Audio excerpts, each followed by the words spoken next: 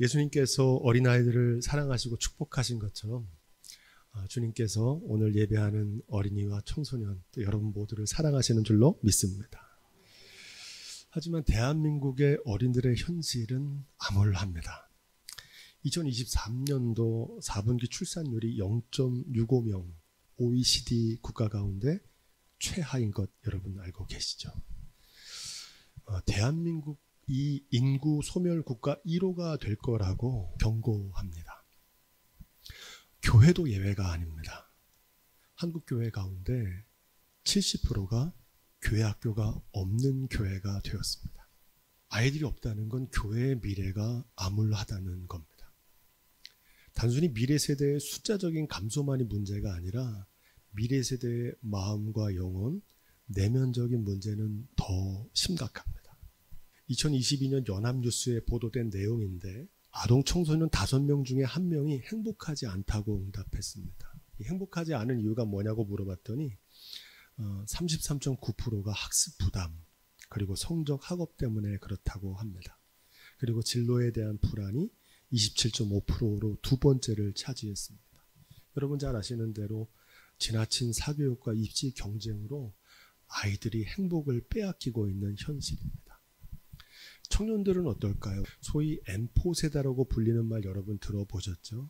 경기 침체와 집값 폭등, 취업난, 지나친 경쟁으로 인해서 연애와 결혼과 출산을 포기했던 세대를 3포 세대라고 부르고 내 집 마련과 취업을 포기했다는 세대를 5포 세대라고 부르고 거기에 더불어서 취미와 인간관계까지 포기했다고 하는 7포 세대를 넘어서 건강과 외모를 포기하는 M4 세대의 시대를 살고 있습니다.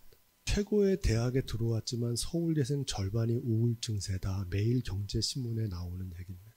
절반 이상이 우울증 증세를 겪고 있다는 겁니다. 예외가 아니라는 것이죠.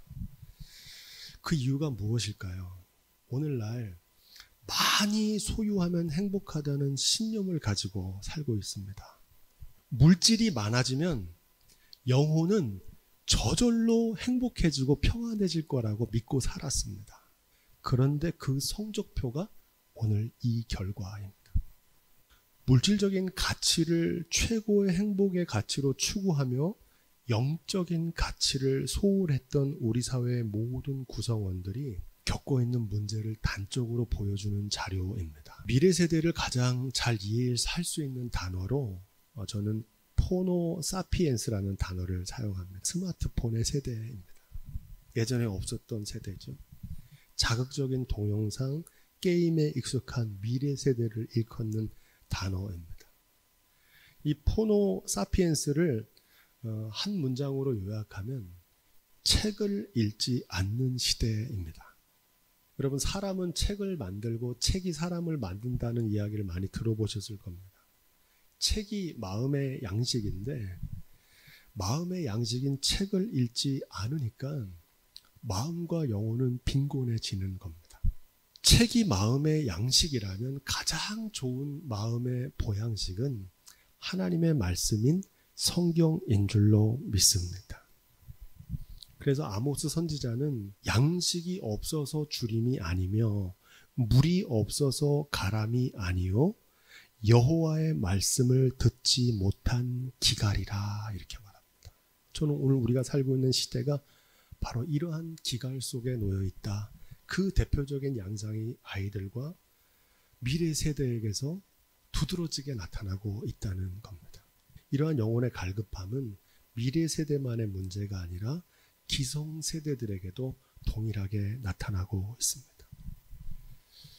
오늘 많은 교회와 목회자들은 이 미래 세대를 어떻게 위로하고 그들에게 소망을 전할 수 있을까 교회의 과제로 고민하고 있습니다. 저는 이 미래 세대의 절망적인 바벨론 포로기에 비유합니다. 이 바벨론 포로기에 밤하늘의 별처럼 빛났던 다니엘과 세 친구들의 모습에서 희망을 찾고자 합니다. 우리 그런 의미에서 오늘 다니엘서 1장 1절로 2절 말씀을 함께 읽어보겠습니다. 남유다가 바벨론에 의해서 완전히 멸망이 됩니다. 그리고 그 멸망된 나라에 아이들을 데리고 포로로 끌고 갑니다.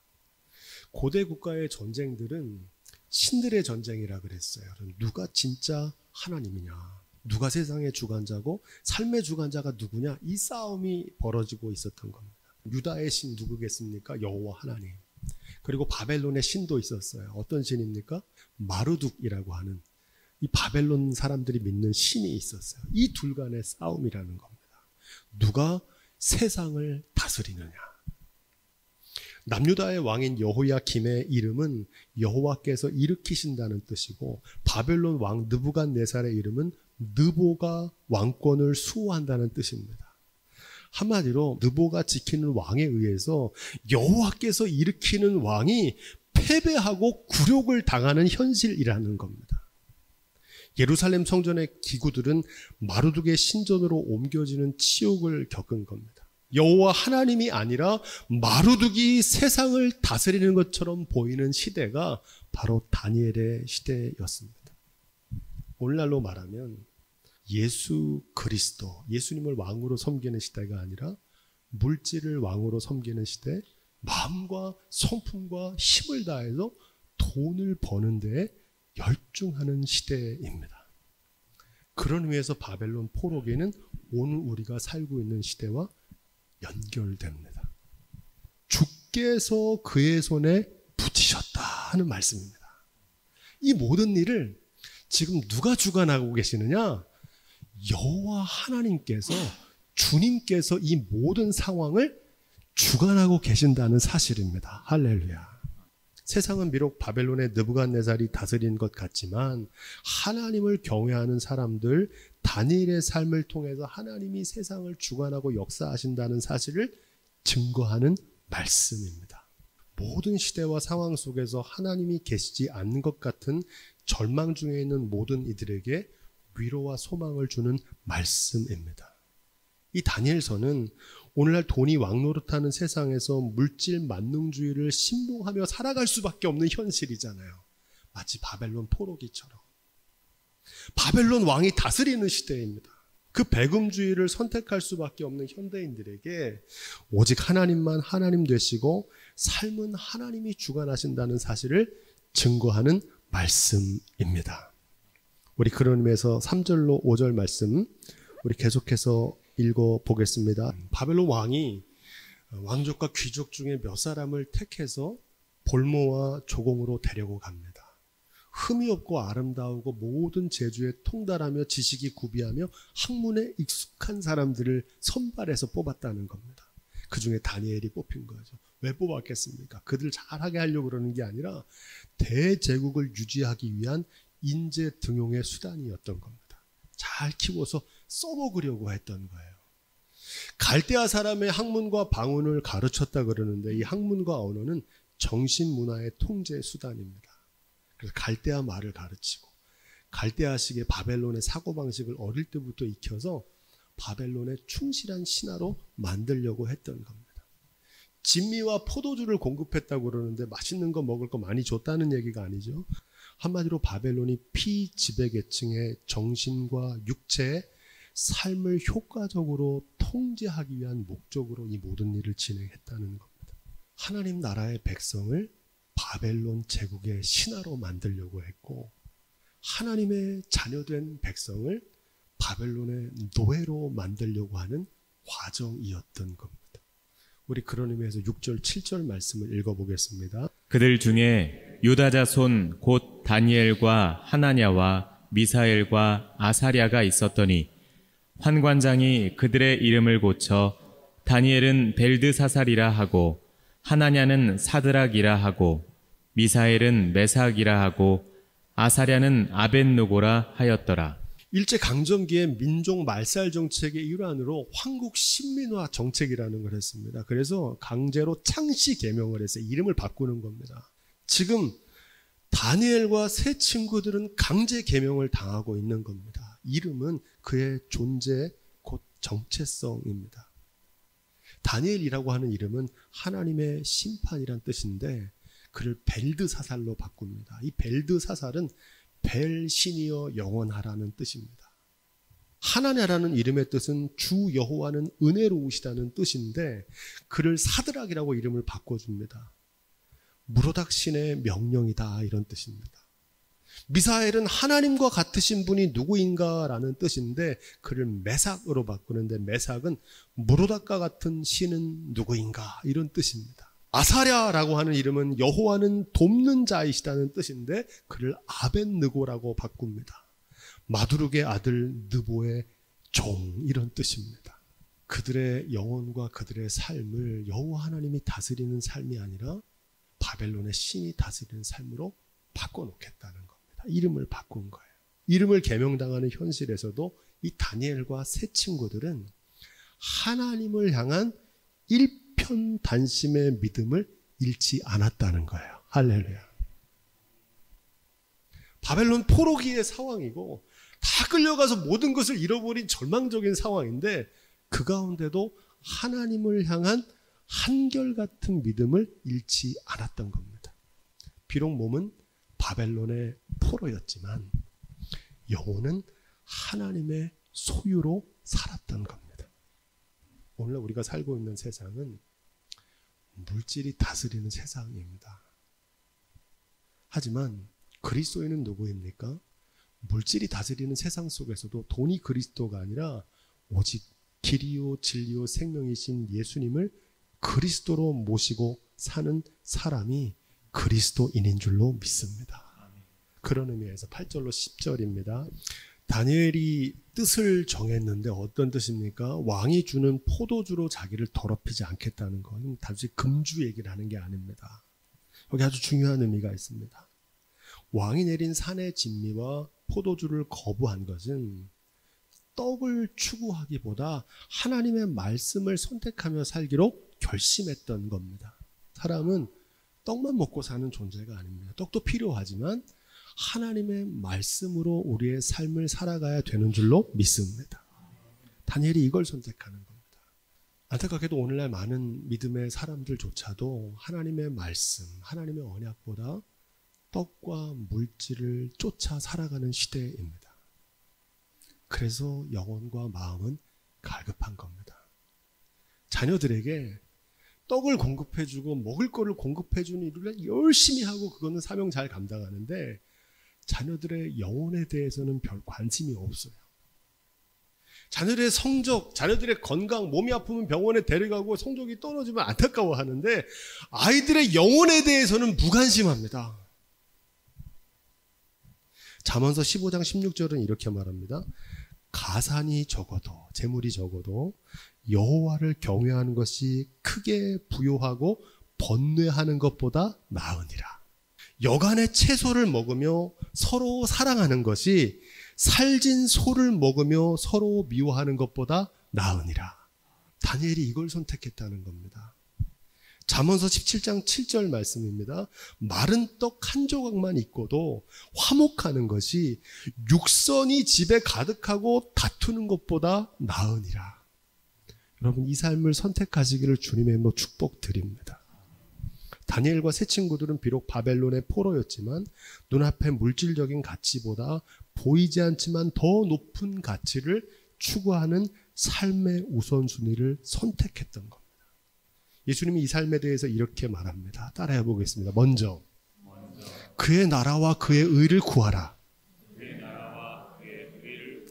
그리하면 이 모든 것을 너희에게 더해 주시리라. 아멘. 하나님이 다니엘로 환관장에게 은혜와 긍휼을 얻게 하셨다는 겁니다. 우리가 하나님의 말씀대로 뜻대로 살려고 하면 하나님께서 돕는 손길로 우리를 인도해 주시는 줄로 믿습니다. 하나님을 경외하는 이들에게 피할 길을 내신다는 겁니다. 돕는 손길을 보내신다는 거예요. 창세기 39장 21절에서 여호와께서 요셉과 함께 하시고 그에게 인자를 더하사 전옥에게 은혜를 받게 하셨다는 겁니다. 이 축복이 저와 여러분들의 삶에서도 이루어지기를 주님으로 축원드립니다. 하나님의 말씀을 중심으로 하나님 경외하는 삶을 살면 하나님께서 책임져 주신다는 겁니다.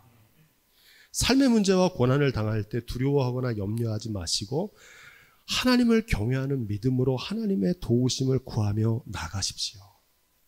고린도서 10장 13절은 이렇게 말합니다. 사람이 감당할 시험 밖에는 너희에게 당한 것이 없나니 오직 하나님은 미쁘사 너희가 감당치 못할 시험 당함을 허락지 아니하시고 시험을 당할 즈음에 또한 피할 길을 내사, 따라해 보겠습니다. 너희로 능히 감당하게 하시느니라. 아멘. 여러분, 이 믿음으로 세상을 두려워하지 마십시오. 세상 쫓아가지 않아도 하나님 쫓아가면 하나님께서 책임져 주시는 줄로 믿습니다. 11절로 16절 우리 쭉 읽어보겠습니다. 단순히 다니엘과 그 형제들이 채식주의자 됐다는 말이 아닙니다. 여기 속뜻이 있죠. 하나님의 말씀을 더 귀하게 여기고 그렇게 살기로 결정한 그들의 모습이 다른 고기 먹고 잘 산 사람들보다 더 윤택하고 아름답게 되었다는 거예요. 할렐루야. 우리의 믿음은 우리의 삶으로 입증되어야 합니다. 우리가 하나님의 말씀대로 살면 우리의 삶으로 그 변화가 나타나야 돼요. 다른 사람들이 보고 알 수 있어야 됩니다. 하나님 경외하고 하나님 말씀대로 잘 섬기며 사는 사람들을 하나님께서 저렇게 축복하시는구나.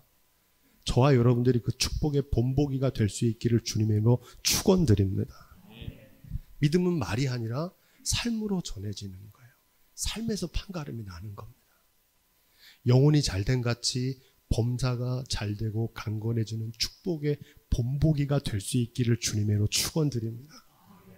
17절 말씀 우리 함께 읽겠습니다. 17절입니다. 하나님이 이 네 소년에게 지식을 얻게 하시며 모든 학문과 재주에 명철하게 하신 외에 다니엘은 또 모든 이상과 몽조를 깨달아 알더라. 아멘. 오늘 말씀의 핵심입니다. 바벨론 왕의 산의 진미를 거부했던 다니엘과 세 친구들을 하나님께서 친히 먹을 걸 공급해 주신 것뿐만 아니라 그들에게 지식과 학문과 재주를 명철하게 하셨다는 겁니다. 할렐루야. 그뿐만 아니라 특별한 은사를 주셨던 거예요. 이상과 몽조까지 아는 능력을 주셨다는 겁니다. 시대를 분별할 수 있는 능력을 주신 거예요. 하나님께서는 자기를 경외하는 백성들을 끝까지 책임지시는 신실한 하나님이신 줄로 믿습니다. 우리 지난 수요일날 배웠잖아요. 하나님은 자기를 경외하는 자들을 절대 저버리지 않으시는 분이라는 겁니다.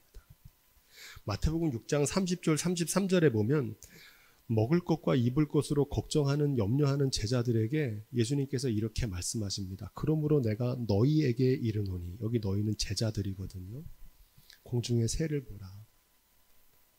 들에 피는 백합화를 보라. 심지도 않고 거두지도 않는데 하나님 먹이시지 않느냐. 이 말씀의 핵심은 이렇게 이어집니다. 하물며 너희일까 보냐 믿음이 적은 자들아. 무슨 말씀입니까? 하나님께서 들에 피는 백합화도 먹이고 공중의 새도 먹이시는데 하물며 먼저 그 나라와 그 의를 위하여서 내 모든 것을 버려두고 나를 쫓아왔던 베드로, 너 하나님께서 안 먹일까 봐 걱정하느냐?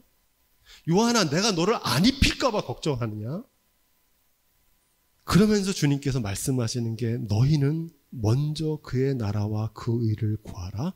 그리하면 이 모든 것을 너희에게 더하시겠다고 약속하셨습니다. 이 약속이 저와 여러분들의 약속이 될 수 있기를 주님의 이름으로 축원드립니다. 여러분 잘 보십시오. 불의한 바벨론 왕도 자기 신하들을 양성하기 위해서 지식과 학문을 가르치고 먹이고 입히는데 하물며 공의로우신 하나님께서 자기를 위해서 모든 것을 버려두고 목숨을 내걸고라도 하나님 말씀대로 살려고 하는 자기 백성들을 내버려 두시겠습니까? 그 정도 믿음이 없어가지고 어떻게 주님의 일을 할 수 있겠냐는 겁니다. 하나님은 하나님을 경외하고 신뢰하는 이들을 반드시 지키시고 보호하시고 영광스럽게 하시는 줄로 믿습니다. 이 믿음이 저와 여러분 가운데 있기를 주님의 이름으로 축복드립니다. 18절로 20절 말씀 우리 계속 읽어보겠습니다.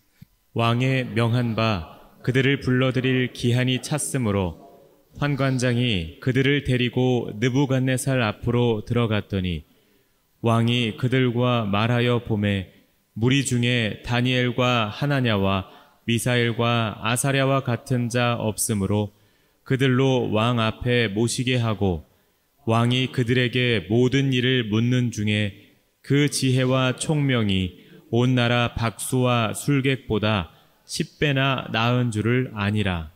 아멘. 하나님께서는 수많은 무리들 중에서 다 포로로 잡혀온 사람들이잖아요. 다 다니엘과 친구들과 같지 않았던 겁니다. 대부분 친구들은 그냥 그대로 살았어요. 거기에 적응해서.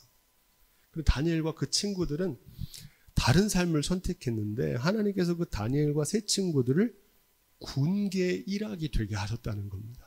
군계 일학이 무슨 뜻입니까? 수많은 닭무리 중에 학이 한 마리 탁 있는 거예요. 하나님께서 자기를 경외하고 그 말씀대로 준행하는 사람을 이렇게 영광스럽게 하시는 줄로 믿습니다. 하나님을 경외하는 이들을 무리 중에 빼내서 탁월하게 하셨다는 겁니다. 신명기 6장 4절은 이렇게 말합니다. 이스라엘아 들어라. 우리 하나님 여호와는 오직 하나인 여호와시니. 하나님만 하나님이라는 겁니다. 무로닥이나 마르둑은 하나님 아니라는 겁니다. 물질 하나님 아니라는 겁니다. 너는 마음을 다하고 성품을 다하고 힘을 다하여 내 하나님 여호와를 사랑하라. 이게 쉐마, 유대인들이 자녀들을 가리키는 원리입니다. 다니엘도 이 말씀을 통해 배웠을 테고 지금도 유대인들은 이 말씀을 자신의 삶의 교육 철학으로 삼고 있습니다. 오직 유일하신 하나님이란 말은 물질이나 성공, 명예와 쾌락을 우상으로 섬기지 말라는 겁니다. 삶의 주관자이신 하나님께 마음과 성품과 힘을 다하여 살아가라는 겁니다. 그런 자녀들이 100% 하나님 사랑하면 세상에 뒤처질 것 같잖아요. 그렇지 않다는 겁니다. 오히려 하나님께서 뒤처지지 않고 빼어나게 하시고 높여주시는 줄로 믿습니다. 21절 오늘 말씀의 결론입니다. 21절 시작. 다니엘은 고레스 왕 원년까지 있으니라. 아멘. 이 말씀의 역사적인 배경은 다니엘이 포로로 끌려갔지만 70년 만에 고레스 왕, 바사의 고레스 왕에 의해서 이스라엘 백성들이 약속의 땅으로 돌아오게 됩니다. 그 말은 바벨론은 70년 동안 그 하나님의 은혜와 축복을 누리며 살았다는 겁니다. 그가 10대에 끌려간 어린 시절에 암울했던 상황이었지만 하나님을 경외하는 일편단심의 믿음으로 살았더니 하나님께서 그의 인생을 바벨론의 포로기가 끝날 때까지 인도하신 줄로 믿습니다. 고레스 왕 원년이란 회복의 날, 구원의 날을 말합니다. 여러분, 지금 우리는 물질 만능의 세상을 살고 있지만 이거 영원하지 않습니다. 하나님의 통치, 하나님의 나라가 임하는 날이 오는 줄로 믿습니다.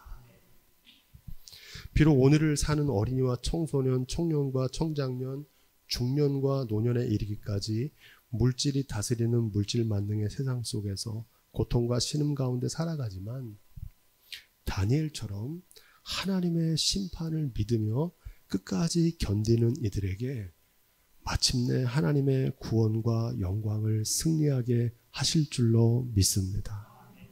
바라기는 오늘 예배하는 저와 여러분들과 우리의 자녀들, 바벨론 포로기의 다니엘처럼 새 친구들처럼 어두운 밤하늘에 빛나는 별과 같은 인생들이 다 되기를 주님의 이름으로 축원드립니다.